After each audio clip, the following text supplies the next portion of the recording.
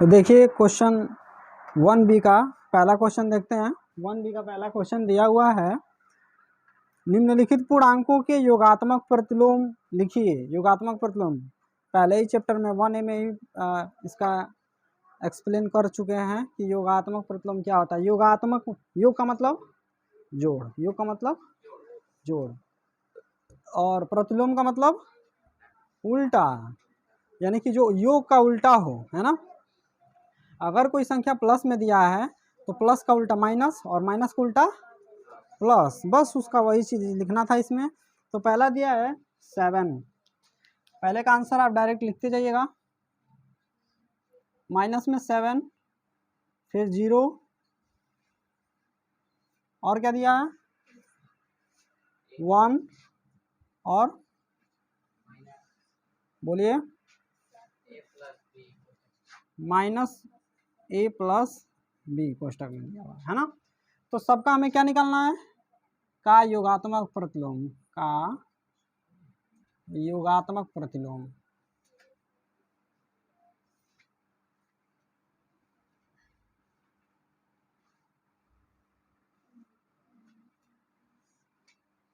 इसका योगात्मक प्रतिलोम क्या होगा, इसके आगे माइनस है ना, तो माइनस हट जाएगा, यानी केवल क्या रह जाएगा 7, क्या रह जाएगा 7 रह जाएगा। ओके, 0 का योगात्मक प्रतिलोम 0 ही होता है ना। 1 का योगात्मक प्रतिलोम -1 हो जाएगा ना। चलिए इसमें माइनस बाहर लगाए हुए माइनस हटा देंगे, इसका भी योगात्मक प्रतिलोम क्या हो जाएगा a प्लस b हो जाएगा केवल। चलिए ये सारा आंसर हो गया पहले का। दूसरा देखते हैं, दिया है वितरण नियम से 15 इंटू 32 का मान ज्ञात कीजिए, यानी कि 15 गुणा में 32 का मान ज्ञात करना है वितरण नियम से। दूसरा क्वेश्चन है कि वितरण नियम से, क्वेश्चन नंबर 2 में दिया है कि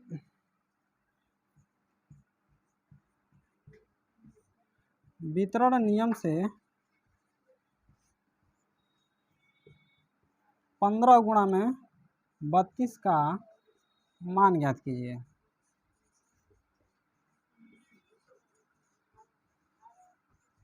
चलिए देखते हैं वितरण नियम क्या है भाई। तो चलिए इसको हम बांटते हैं। तो सबसे पहले आप लिखेंगे 15 इंटू 32, या करके लिख लेंगे 15 इंटू 32 को हम चाहें तो 30 या +2 भी लिख सकते हैं, है ना। इसका मतलब ये हुआ कि एक बार हम 15 से 30 में गुणा करेंगे और एक बार 15 से 2 में गुणा करेंगे, है ना।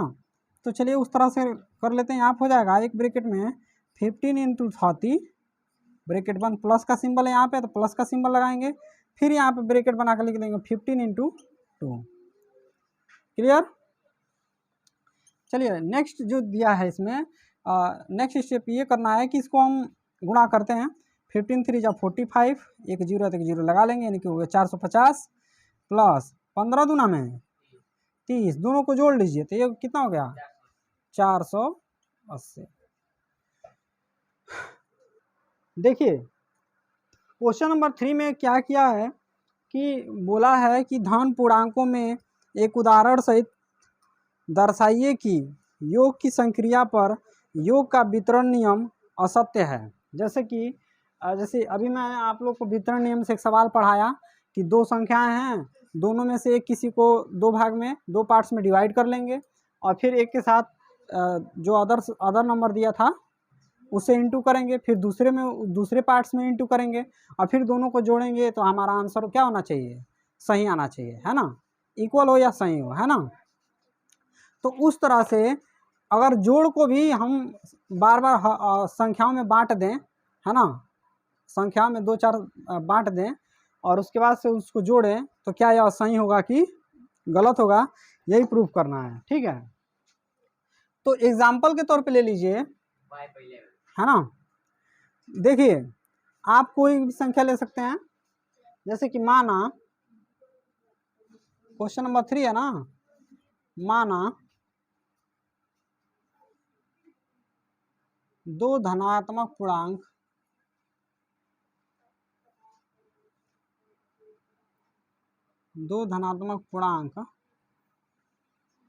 और 5 और 11 हैं।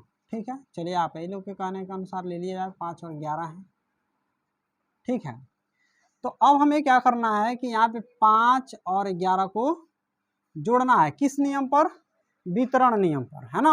योग के वितरण नियम पर इसको प्लस करना है और दिखाना है कि ये असत्य है ना। चलिए देखते हैं कैसे असत्य प्रूफ करना है इसे।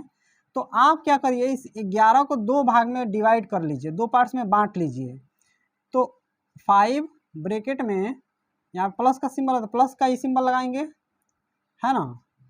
और यहाँ हो जाएगा 10 + 1, 10 प्लस यानी कि 10 और 1 11। ठीक है, चलिए अब हम क्या करते हैं कि ये तो इसका वितरण नियम पे हमने इसको डिवाइड कर लिया अलग अलग 2 पार्ट्स में, और हमारा ये ओरिजिनल नंबर्स हैं। इस ओरिजिनल को और इन दोनों को, मतलब ओरिजिनल वाला और ये जो हमने वितरण नियम पे जिसको बनाया है, इन दोनों को सॉल्व करते हैं, देखते हैं हमारा दोनों आंसर इक्वल आ रहा है कि नहीं आ रहा है। तो चलिए इसको आप जोड़िएगा तो आपको कितना मिलेगा?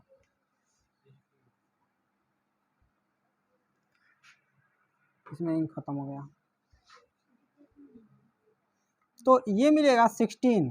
अब इसको जोड़ते हैं तो एक बार हो जाएगा आपका 5 + 10 और फिर प्लस करके हो जाएगा 5 + 1।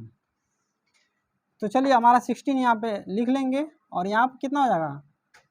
5 और 10 मिलके 15 और 5 और 1 मिलके 6, और यहाँ पे हो गया 16 = इसको जब जोड़ेंगे तो कितना मिलेगा?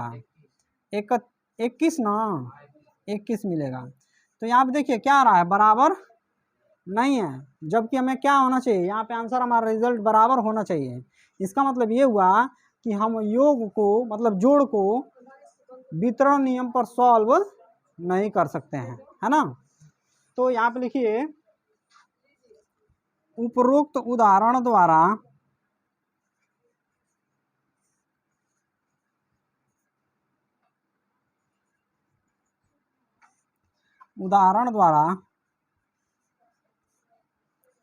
हम पाते हैं कि योग की संक्रिया पर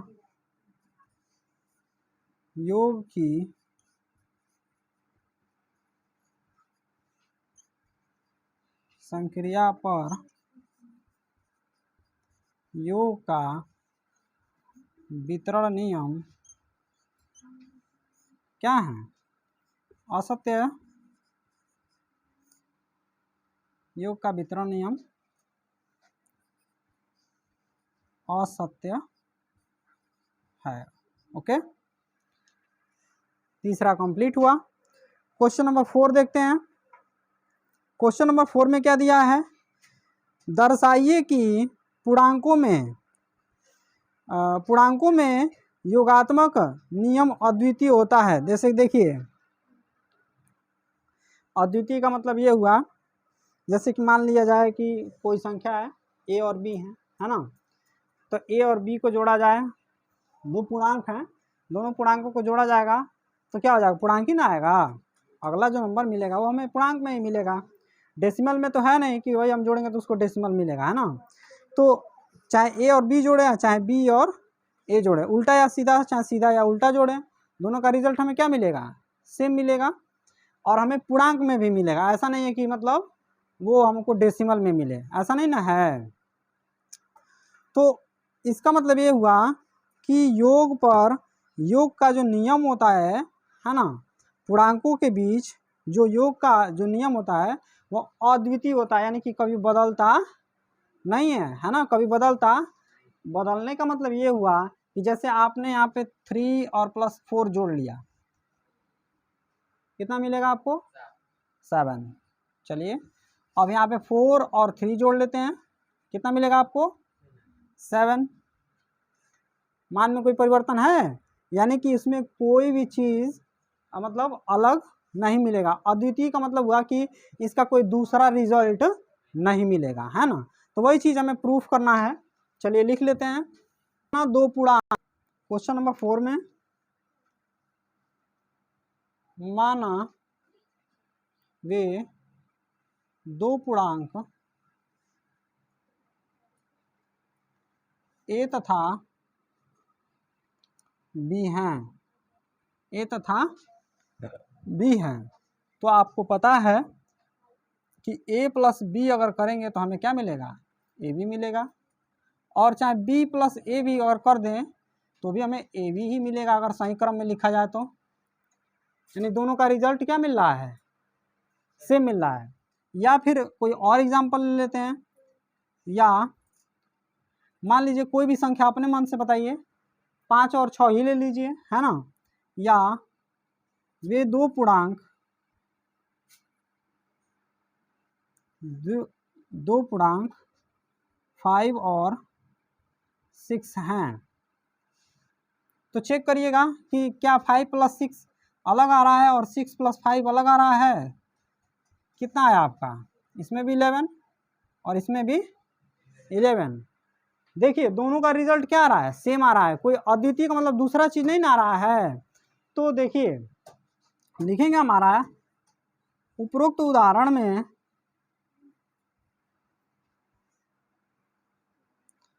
उपरोक्त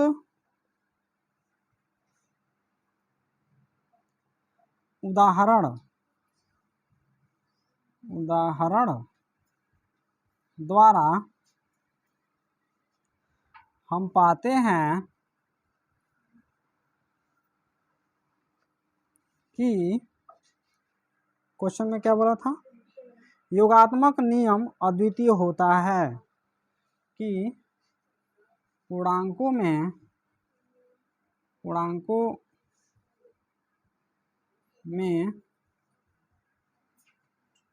योगात्मक नियम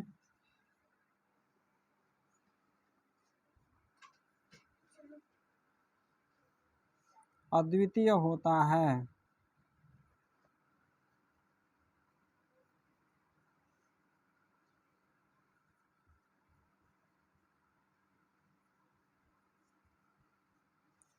अद्वितीय का मतलब उसका कोई दूसरा रिजल्ट नहीं होगा। ओके, तो चलिए क्वेश्चन नंबर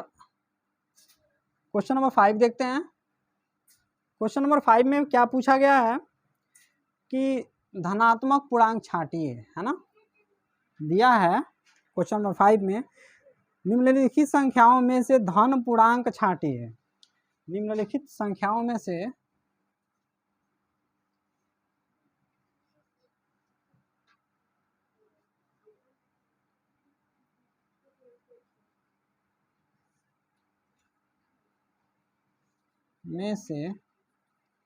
धन पूर्णांक छांटिए।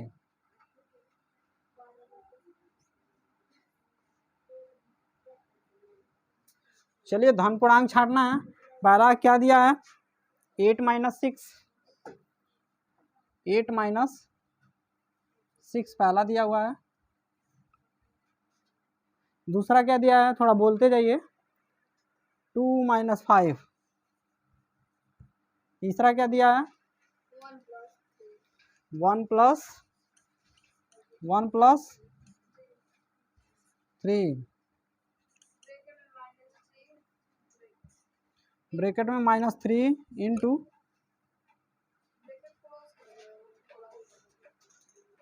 और -4 है ना। और 8 डिवाइड बाई 2 है ना, 8 डिवाइड बाई ब्रैकेट में -5, ब्रैकेट बंद है, हाँ, 3 हो गया, 3 इंटू हो गया। चलिए इतनी ये सारी संख्याएं दी गई हैं इसमें।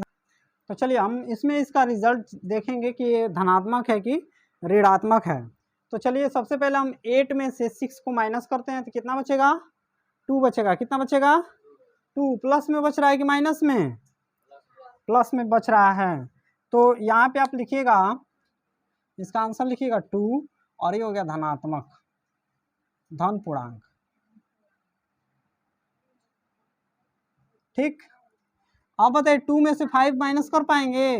नहीं माइनस कर पाते हैं। और जब पीछे से माइनस करते हैं तो यहाँ पे माइनस का सिंबल लग जाता है, यानी कि जो अंक हमारा ज़्यादा होता है ना, जो अंक हमारा ज़्यादा होता है उसमें से हम कम वाले को माइनस करते हैं और ज़्यादा वाले के आगे जो सिंबल होता है वही सिंबल लगा लेते हैं। तो यहाँ पे मिला हमें -3, यानी कि हो गया ऋण पूर्णांक।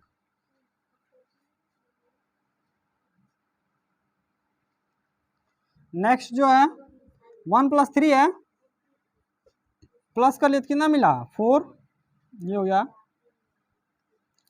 धन पूर्णांक। बहुत ही आसान है, इसको मल्टीप्लाई कर लेते हैं। 4 3 जा 12, इसमें माइनस माइनस कैंसिल हो गया, ये भी हो गया धन पूर्णांक।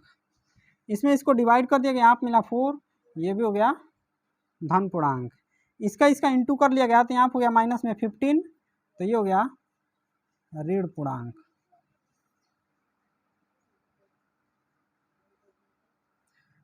चलिए लास्ट है 5 3 जा 15, तो 15 हो गया धन पूर्णांक।